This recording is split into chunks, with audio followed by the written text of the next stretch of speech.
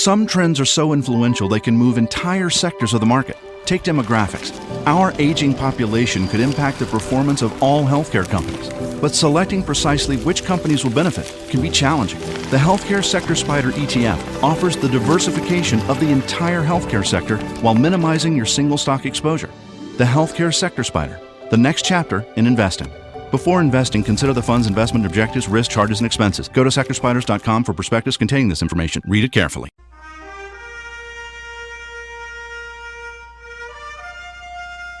You're listening to the Index Investing Show. This is America's only weekly program focused on the important stock and bond indexes and the financial products that track them. And now presenting your host, Ron DeLegge. Welcome to another thrilling episode of the Index Investing Show. Coming up on today's program, the new standard of physical gold ownership. Also coming up, we'll take a closer look at two technology ETFs and compare the two. We've got a caller question about them. We'll also get into our Twitter feed, which is loaded with lots and lots of good stuff. At Index Show is where you find us on Twitter. 844-305-7800 is the number if you'd like to join us. We're here to talk about anything financial on your mind, any particular stocks, mutual funds, ETFs. We can also talk cryptocurrencies if you'd like. Just give us your first name along with your city, and we will get to you. You can also give us those ticker symbols. Again, 844-305-7800. For those of you that are too shy, you can also tweet your questions as well as comments at Index Show.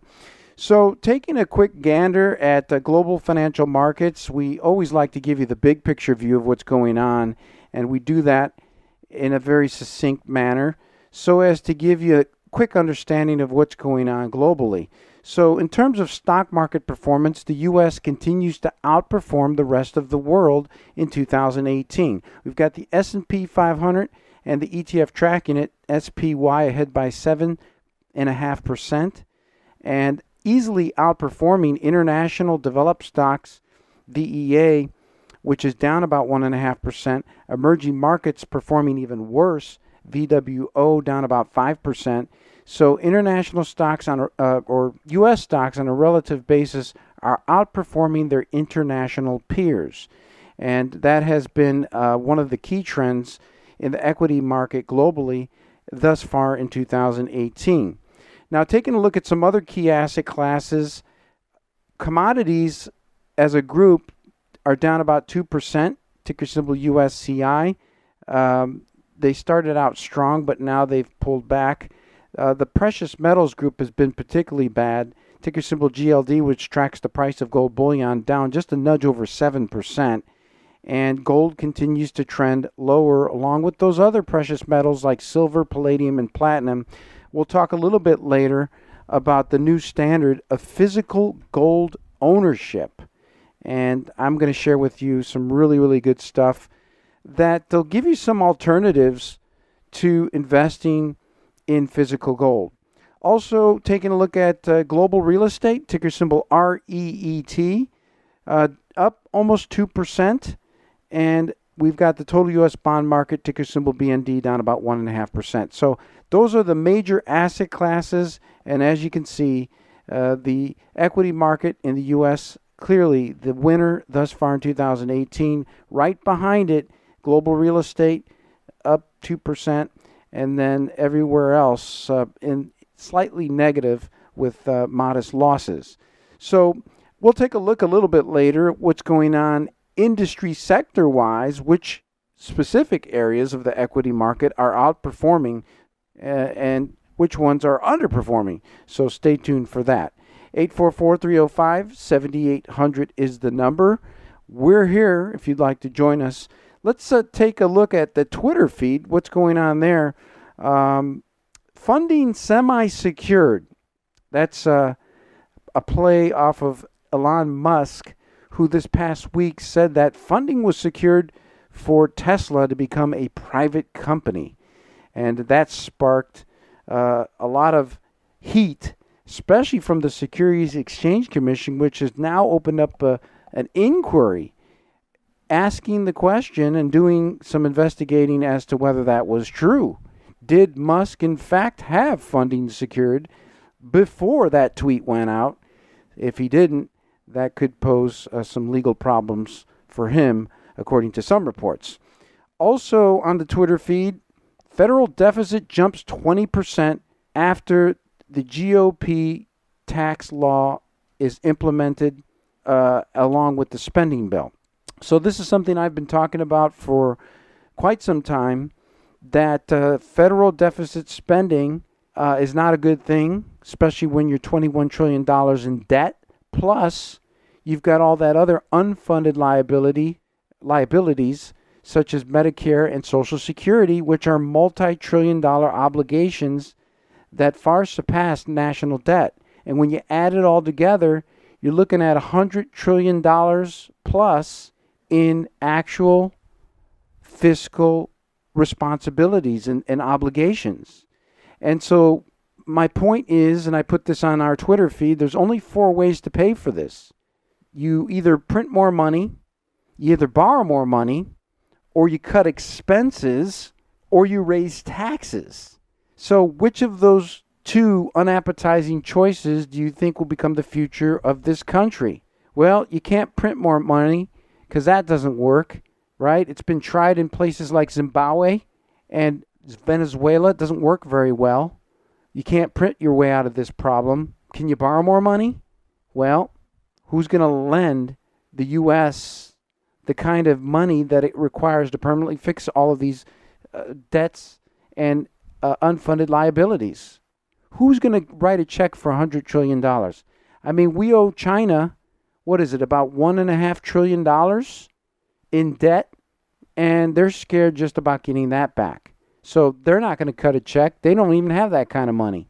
They're just worried about getting back what they've already owned in U.S. debt. So you can't really borrow more money. The credit line's been tapped. So that leaves you again with 2 unappetizing choices of, at some point, the U.S. government's going to have to raise taxes or cut expenses, one or the other, or some combination of the 2. And the reason I mention this is because it's going to impact all of us in retirement. And so you start planning now for that. You don't wait for it to happen later. You don't pretend that, well, my financial plan is good because my financial planner or advisor says I'm going to be good. I'm going to have enough money. I went online and did a financial calculator that told me I'm going to have enough money if tax rates just stay the same. Well, that's the problem. None of these financial plans have been mathematically stress tested with higher tax rates. And if you're paying double taxes, double from what they are today or higher, that's going to mean less money for you in retirement because you're paying more money in taxes. So this is why we encourage our listeners to look at things like Roth IRA conversions, look at minimizing, overstuffing your 401k plan in an unbridled manner, and start redeploying some money into things like Roth IRA, Roth conversions, and you can also use life insurance, cash value life insurance. Not all of it is good, but some of it can be used to mimic Roth IRA-like qualities without any income restrictions or annual caps on contributions. So these are sophisticated financial planning things that you need to be thinking about in terms of your overall investment plan. 844-305-7800 is the number. This is the Index Investing Show. I'm your host, Ron DeLegge. Coming up in a little bit, we're going to get into an email that I got from a listener wanting to know more about 2 technology exchange-traded funds. So we're going to compare those 2 funds. I'll tell you what they are. Also coming up, the new standard of physical gold ownership. And for many years, the only way that you could get exposure to physical gold bullion was to buy coins or buy jewelry or buy, in some cases, gold bars. And so now you've got some great alternatives to that, and I'm going to share some ideas with you on that. Well, it's almost time for us to take a quick break. 844-305-7800 is the number. At Index Show is my Twitter handle if you'd like to join us. Again, give us your first name along with your city, and we will get to you. I'm Ron DeLegge. This is the Index Investing Show. More when I return. Be here or be nowhere. The Index Investing Show with Ron DeLegge. Have an investing question for Ron? Call 844-305-7800 or send your questions to @IndexShow on Twitter.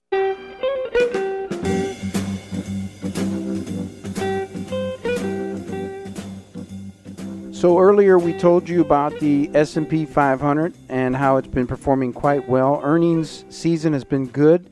We're talking here about second quarter earnings. And we've got the S&P Spider ETF, SPY, ahead by just over 7.5% since the beginning of 2018. And some of the industry sectors that have been really driving the S&P 500 higher, there's really three standouts. And we've got to start with technology, ticker symbol XLK, which includes some of those software makers, semiconductor stocks, cloud computing companies, and that's been a great sector, ahead by 16% and easily outperforming the broader S&P 500. And then we've got consumer discretionary stocks, XLY, ahead by almost 16%, and that's been another really good sector. And consumer discretionary, in case you forgot, these are companies involved in consumer durables, apparel, hotels, restaurants, leisure, retailing, and some of the companies, you'll know them right in among the top holdings. These are companies that we all are familiar with. We use Home Depot, Amazon.com, Walt Disney. You've also got McDonald's and Nike among the top holdings. Starbucks is another one. So that's consumer discretionary, ticker symbol XLY, and that's been a great performer, ahead by 16% since the beginning of the year. And then one final sector, XLV, which is healthcare, that's been another great performing industry sector. Now, I wanted just to remind listeners before I get into this email from a listener that you can pick up our weekly podcast. Just go to indexshow.com, or you can listen on iTunes. And you just search under the Index Investing Show and listen at your leisure. We archive every single program that you hear on the radio. So if you miss the radio program for whatever reason, we air live in around the country in cities like Denver as well as San Francisco. You can just pick our podcast and listen there again at your leisure. Some of the recent podcasts or shows that are on the podcast are Portfolio Report Card, analyzing a $1.1 million account. That was on last week's show. We've also got a program on commodities. Will inflation cause prices to soar? Did a nice interview with CEO of USCF Investments, John Love, in that particular episode. We also talked about, are you diversified? That was a couple of weeks ago. So these are some of the programs that you can listen to again at your leisure. Just go to indexshow.com and listen there, or again at iTunes. So let's get to this email. Dear Ron, you've been telling us that technology stocks are top performers. Well, which ETF do you think is better, TECL or XLK? This is from Victor in Kansas. And just for the record, so that our listeners know what two ETFs we're talking about, TECL is the Direction Daily Technology Bull 3X shares. It aims for triple daily performance to the technology sector. XLK tracks S&P technology stocks without leverage. So although both ETFs are targeting the exact same area, in this case technology, they're very different. So TLCL, as I said, uses triple daily leverage to tech stocks. So let me give you an example of what that means, Victor.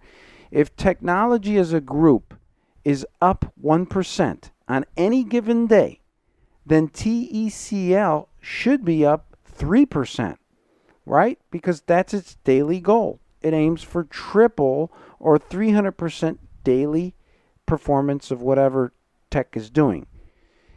That opposite is true too, by the way. If tech is down 1%, then you could expect TECL to be down 3% or 3 times whatever technology does.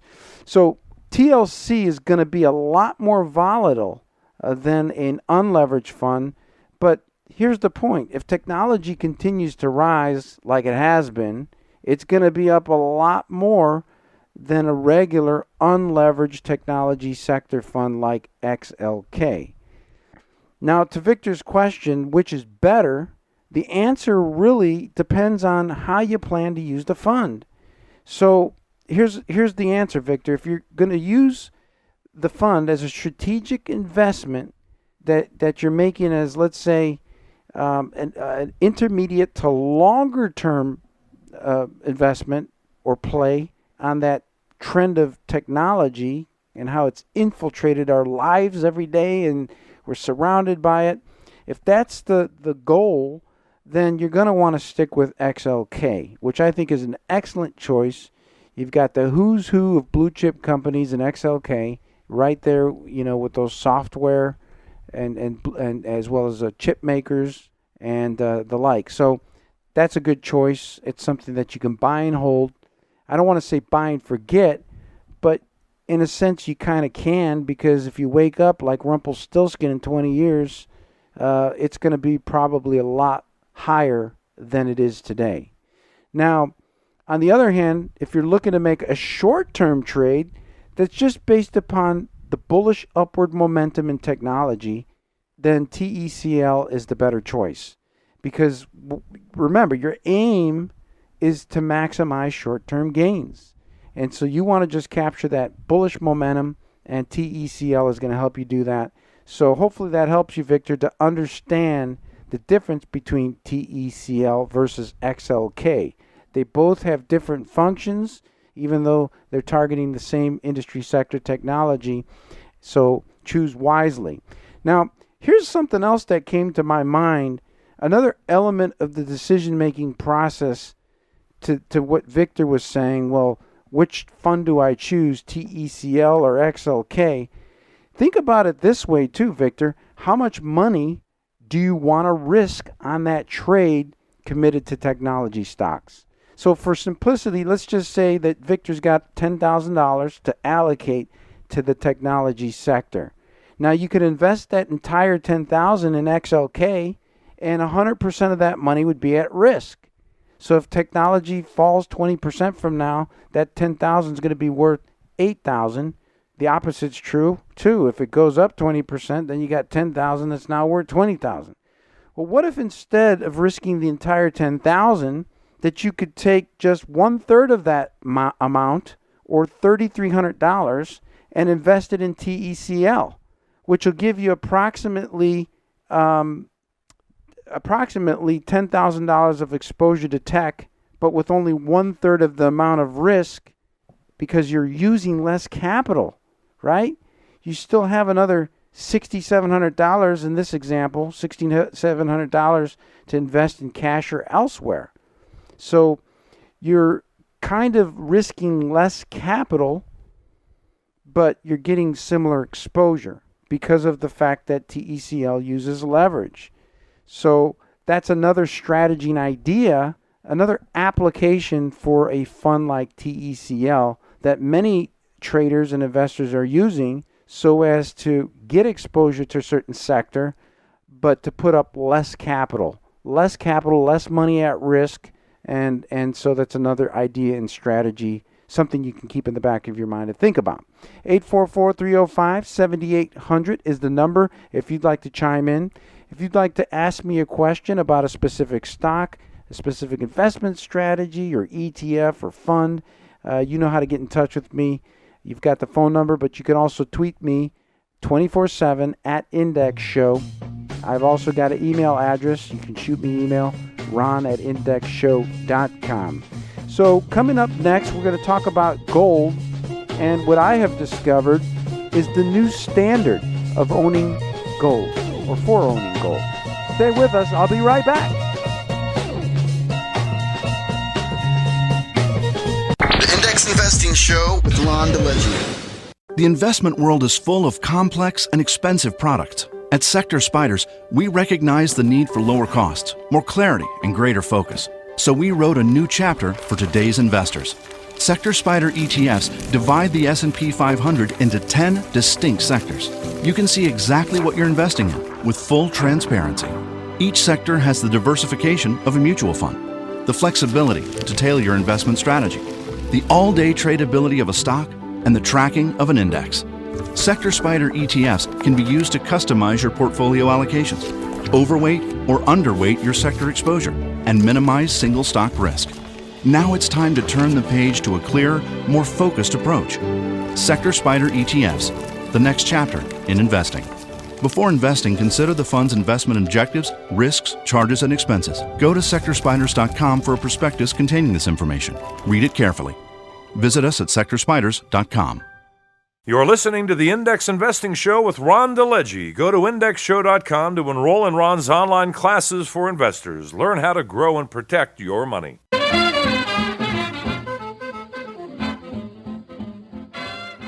Okay, on our Twitter feed at Index Show, this week in frivolous expenditures, anybody New York Giants fan?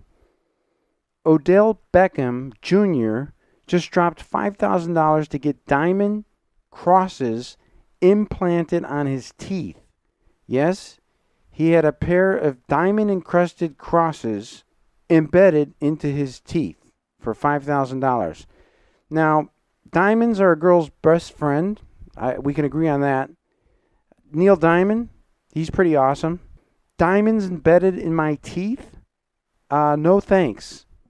Not only does it look tacky and wacky, but it's a frivolous expense that I think I'll take a pass on. But Odell seems to like it. So that's this week in frivolous expenditures. Also on the Twitter feed, a retweet, how to avoid the biggest and costliest mistakes that investors are making today. Get your free portfolio report card and find out. Yep, lots of mistakes. We discover them every single time we do a portfolio report card on this show, right? So what about your portfolio? What about your investments, your retirement plan? Where are the mistakes being made?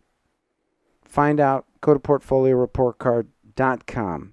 Also, one other thing on our Twitter feed from the New York Times, an article about how many retirees are falling into bankruptcy. What a sad, sad thing after working so hard so many years to be in such a sad situation of falling into bankruptcy and not having enough money to survive during retirement. So one of the main problems mentioned in that particular article is the problem with soaring medical expenses and the lack of planning and protection, people not thinking about long-term care planning and how to hedge for that. You have to hedge for that. And there are many ways to do it.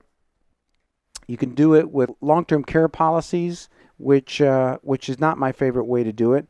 There are some life insurance policies that bundle chronic illness riders into the life insurance policy, and that acts as a living benefit if you have a long-term care event. That, by the way, is my favorite way to hedge against the possibility of having a long-term care event in retirement. So, or you can just self-insure, as a lot of these bankrupt people are doing. They thought they would have enough capital, or maybe they just didn't even think about it, or perhaps they couldn't afford that long-term care insurance because the premiums were way too high. So, again, these are some of the things that your peers are struggling through, And we want to bring these things to your attention so that you don't face the same difficult future as many of them. 844-305-7800. That's the number.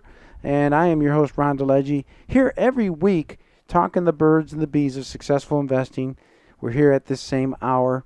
I want to mention real quick here, some of you have asked me off the air about how to put together a low-cost portfolio of exchange-traded funds. I mean, where do I start? How do I do that? What are the ticker symbols? And which particular asset classes do I pick? Do I choose?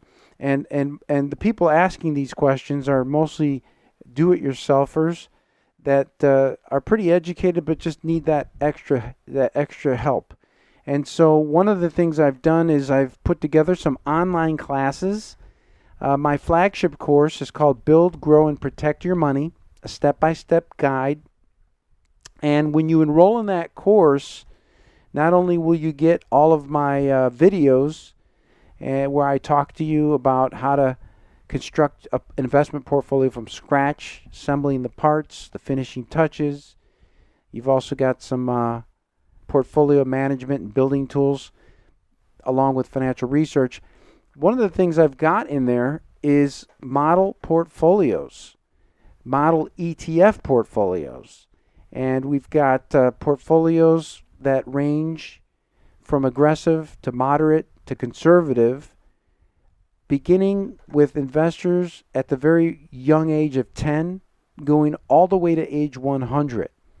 So there is something for you if you're looking for a model ETF portfolio. I give you the core asset classes that we target. As most of our listeners know, the regulars, the 5 major asset classes are stocks, bonds, commodities, real estate, and cash. And so all of those are covered in the model ETF portfolios.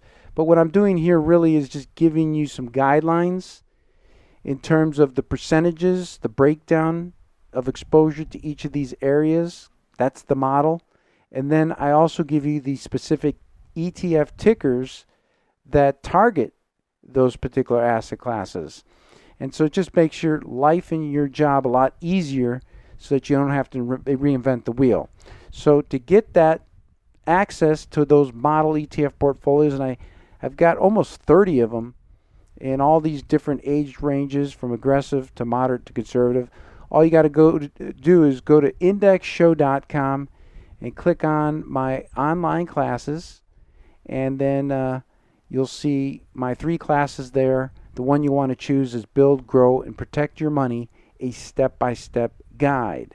844-305-7800 is the number. This is the Index Investing Show. We are here, and we've been talking about a lot of good things on the program. Earlier in the show, we gave you a quick recap of what's going on globally. We also talked a little bit about 2 particular ETFs in the technology sector, TECL versus XLK. We gave you some really good ideas on how each of those funds would work inside a portfolio, strategically speaking. Although both are targeting the same exact sector, they're very different and have different purposes. So we explained that to you. And now what I want to do is I want to talk a little bit about the new standard for owning gold, because I know that some of our listeners do own gold. Some of you are gold bugs.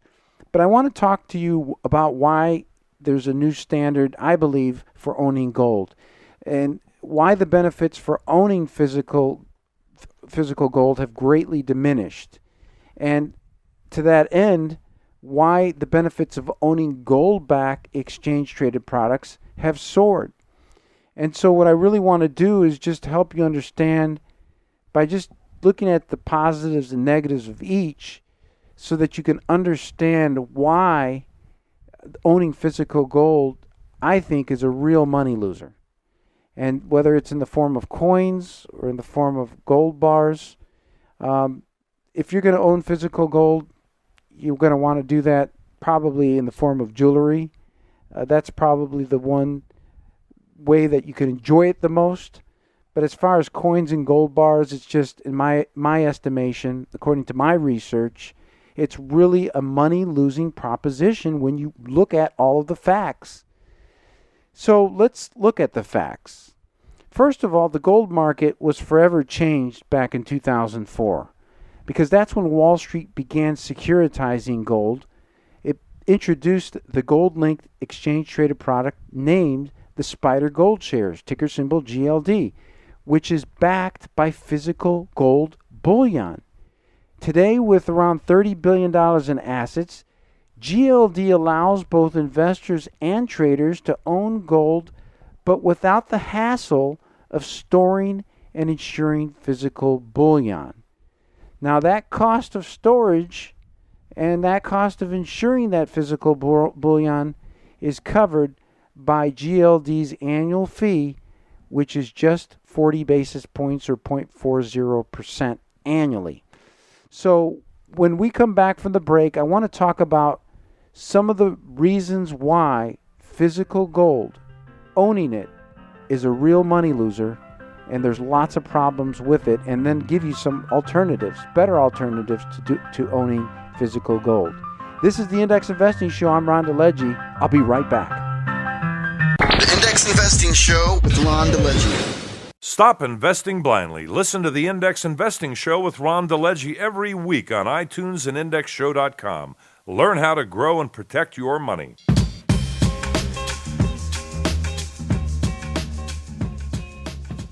Before we continue our discussion of the new standard for owning gold, I want to share with you a couple strategic ETF trades that have really been winners and merit your attention. Ticker symbol TMV, which aims for triple daily opposite performance to long-term U.S. Treasuries. These are Treasuries with a 20-year duration or longer.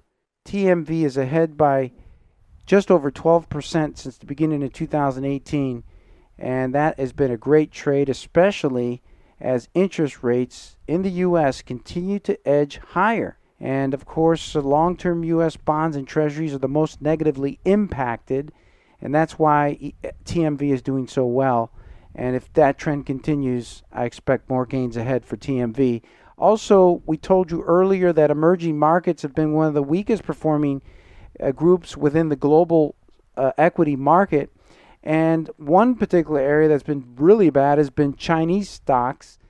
Well, ticker symbol CHAD, CHAD, aims for 100% daily opposite to the China CSI 300 shares.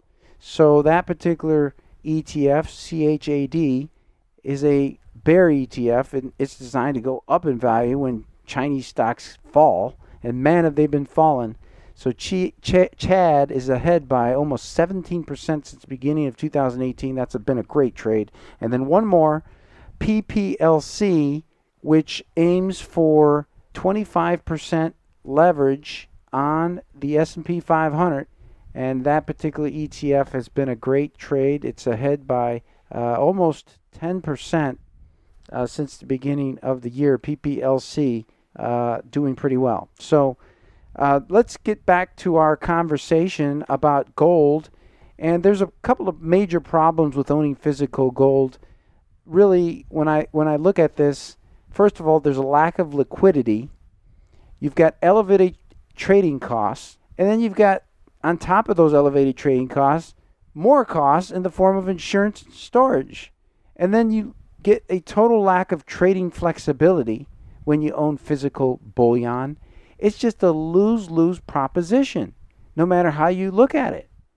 And I know that you take great psychological comfort from being able to look at your physical gold, but that's never going to be able to conquer the mathematical hurdles facing investors that choose to hold physical bullion. Simply put, the odds of turning a profit are stacked against you when you own physical bullion, and that's the new standard of physical gold ownership. So we're going to talk real quick about this. Let's begin with the lack of liquidity. Liquidity simply deals with how quickly an asset can be converted to cash. Now, the only way you can convert physical gold or silver or any kind of bullion to cash is to sell it to a dealer or to sell it to a private party. And if they don't come to your house or they don't come to your place of work to buy that bullion and pick it up, well, then it's going to be your job to insure it and ship it to them. And that's going to require time. It's also going to cost you some money. And then you're going to have to wait for them to receive the gold. And then after that, your gold will be converted into liquid cash.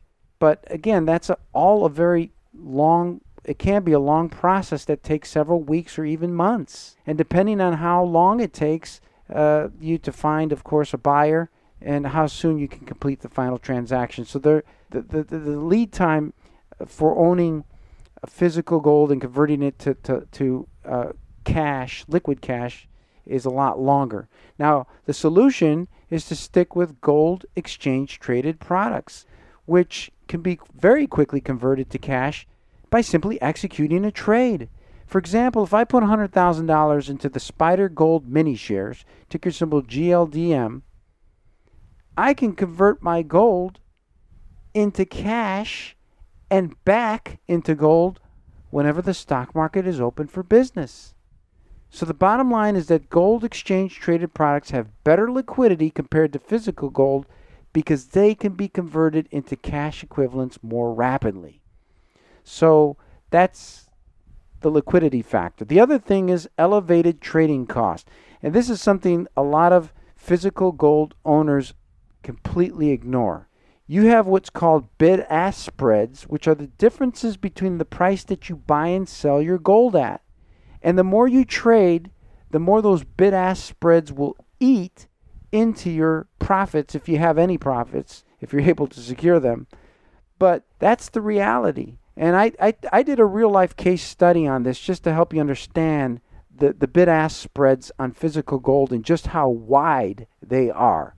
I visited a gold dealer's website. I'm not going to tell you the name of it, but you can go on any gold dealer website and you'll probably see something similar. But if you just bought one ounce Canadian gold maple leaf coin, it would cost you around $1,259. Now, if you sold that same coin, you would only get $1,213. So the trading spread or difference between what you're buying at and what you're selling at is almost $46, which is almost 4% spread between the bid price and the asking price.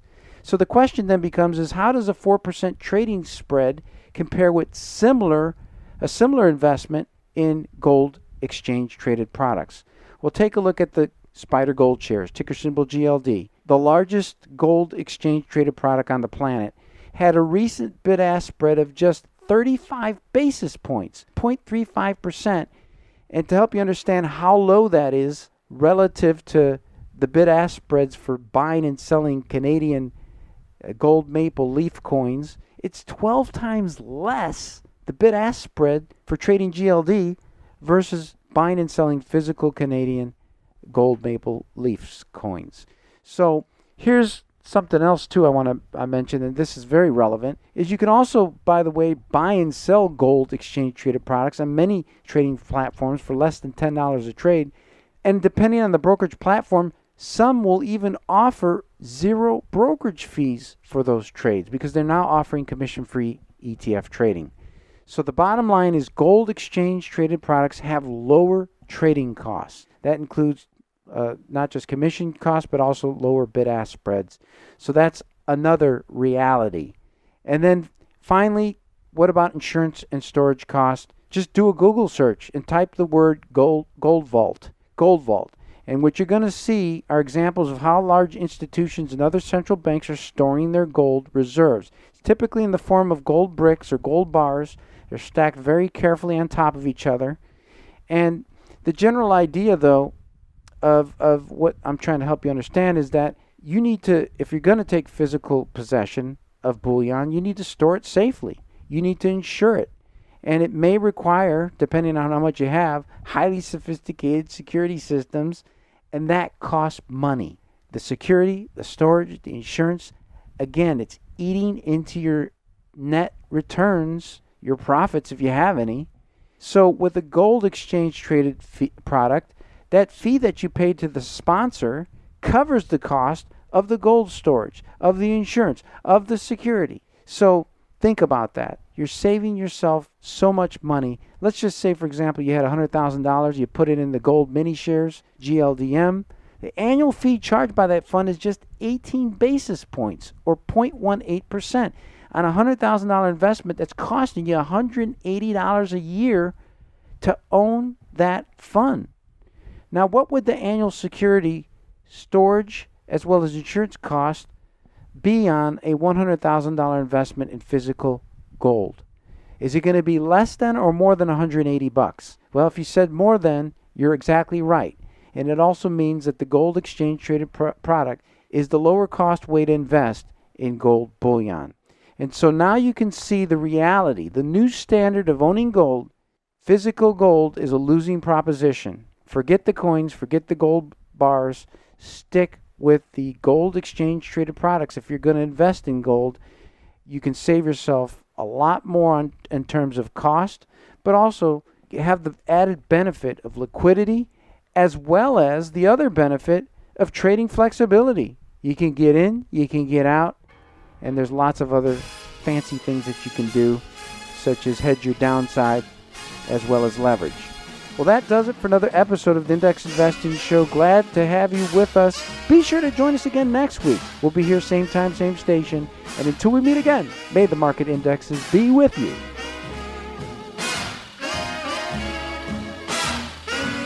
The opinions expressed in this broadcast are not necessarily that of our advertisers, sponsors, or broadcast partners. The discussion of investing is general and should not be construed as investment advice or an offer to buy or sell securities. Listeners are responsible for their own investment decisions and results. Before investing in mutual funds or ETFs, always consult a prospectus for risk, charges, expenses, and other information. Read the prospectus carefully before investing. Past performance is not indicative of future results. No reproduction or dissemination of the Index Investing Show is permitted without the expressed written consent of its producer.